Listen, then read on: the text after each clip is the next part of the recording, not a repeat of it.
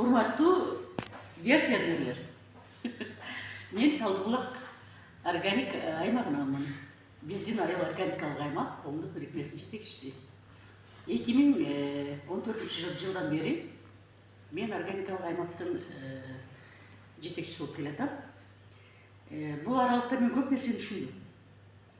Жер деген эмне, ден соолук деген эмне, экология деген эмне, вообще бардык нерселерди да. Негизи ден соолуктун башаты жер болуп эсептелет экен.